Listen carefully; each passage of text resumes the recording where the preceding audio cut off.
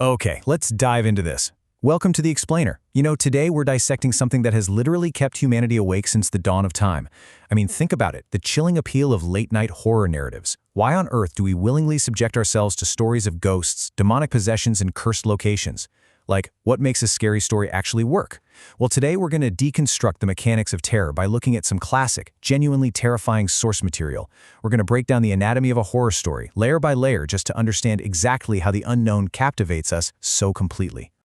Just a slight sound. Are you ready to face the unknown? Man, this quote brilliantly captures the absolute essence of horror. The thrill of the unknown is exactly why we find these chaotic and terrifying stories so incredibly captivating. Because, let's be real, it's never the monster standing in broad daylight that actually scares us, right? It's that slight rustle in the leaves.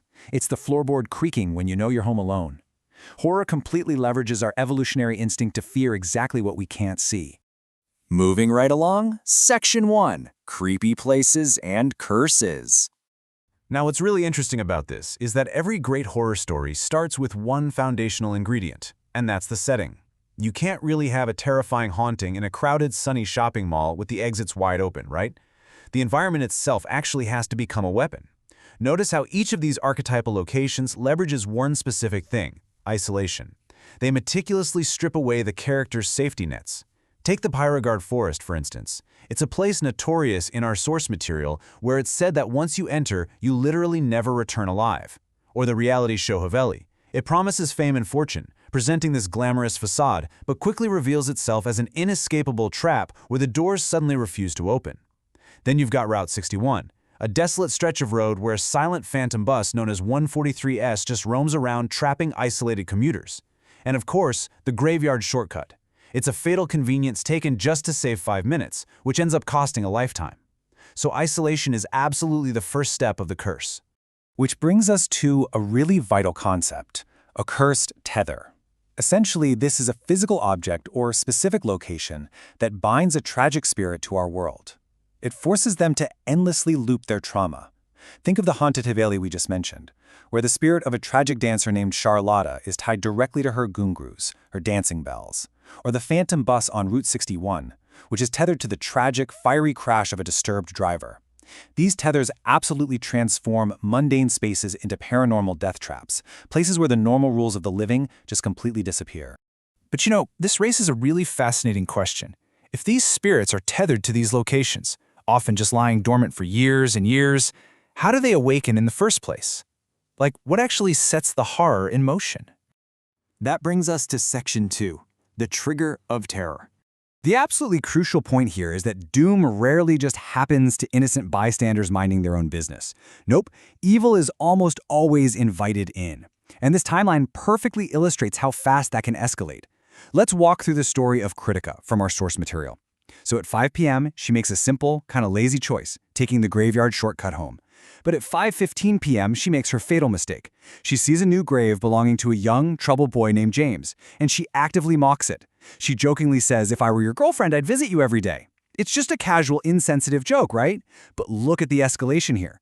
By midnight, she's receiving terrifying, dead silent phone calls. And by 3 a.m., that flippant little joke has escalated into full-blown demonic possession and total loss of self. A casual lack of respect literally invited the entity right through her front door. And hey, it's not just mocking graves. Our sources are completely full of these kinds of triggers. Messing with an Ouija board when you have absolutely no idea what you're doing. Reading a burnt, cursed diary just to uncover a past that definitely should have stayed hidden. Or stubbornly boarding a dead silent night bus, looking at you, bus 143S, despite every single alarm bell in your head screaming that something is wrong. We humans are remarkably good at ignoring red flags and foolishly inviting curses right into our lives. So, okay, humans, invite the terror. But that brings us to an incredible turning point in our analysis. We really have to ask ourselves, who is the real monster here? Section 3. Humans versus wandering spirits. Let's actually dissect the villains of these stories to uncover why the living are so often far scarier and honestly way more ruthless than the dead. And this brilliantly illustrates that divide. On the left, we have the supernatural threat, ghosts like Nina, James, or Charlotta. Yes, they're terrifying for sure, but their actions are driven by immense, unresolved tragedy and pain. Charlotta was literally held captive. James died tragically young. But on the right, the human threat. Just look at Siddharth. Siddharth straight up stole a brilliant movie script from a young, naive writer named Nina. And to get away with it, he manipulated her into visiting the deadly Beiravgar forest. Knowing the legend, knowing she'd be killed, he sent her to her death just so he could win a national award for her work. Human greed, betrayal, and ego are shown to be far more sinister and way more calculated than any wandering ghost. No matter how much you try to hide the past, it always comes out one day. Man, this hits incredibly hard when you understand the context. What you should really take away from this is that in the architecture of a scary story, spirits are rarely just pure chaotic evil. Actually, they're often instruments of cosmic justice. They're basically the past coming back to collect a massive debt on human sins. They arrive to expose the terrible things the living have done to each other. Which leads us to our final part, Section 4, The End of Evil. Okay, so we've seen the setup, the trigger, and the true monsters. Now, how does a horror story actually resolve? Well, I like to call this the horror survival guide, and it is a 3-step process that pretty much never fails. Step 1. You absolutely must identify the spirit's physical tether. You've got to figure out what is anchoring them to this world. Step 2. Confront the supernatural entity head-on. As literally any horror fan will tell you, running away never ever works in these explainers. The ghost is always faster. You just have to face your fear. And step 3, you either destroy the cursed object or you deliver the long overdue justice that the spirit was denied in life.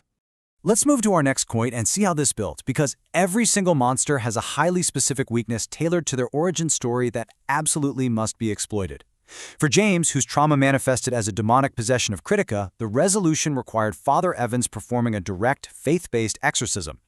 For Charlotta the dancer, who killed men in their sleep through dream paralysis, their survivors actually had to wake up, find her physical tether, those cursed kungros, her dancing bells, and physically destroy them in a fire to finally set her free. And for Nina the writer, well, her weakness wasn't an object at all, it was a secret. Specifically, her unsolved murder. The ultimate resolution was the protagonist, Mira, forcing the truth out and exposing Siddharth's betrayal to the police, finally granting Nina's spirit some peace. $1 million. That was the massive cash prize dangled in front of the victims in the reality show Haveli Story. And you know, it perfectly encapsulates everything we've talked about today. The ghosts were real, the curse was absolutely real, but it was the $1 million that actually lured those people into the trap in the first place. It just proves that human greed, ego, and the relentless pursuit of fame or wealth is the ultimate, most effective trap in any horror narrative. So, we've successfully deconstructed the creepy locations, the foolish human triggers, the tragic ghosts, and the terrible human sins that bind them all together. You now know the complete anatomy of the unknown. But, knowing the rules of survival is very, very different from actually living them. So I'm going to leave you with this final chilling thought. Armed with all this knowledge, the next time you hear a slight sound in the dark, will you investigate to find the tether or will you just run? Thanks so much for joining me for this explainer. Stay curious and please stay safe out there.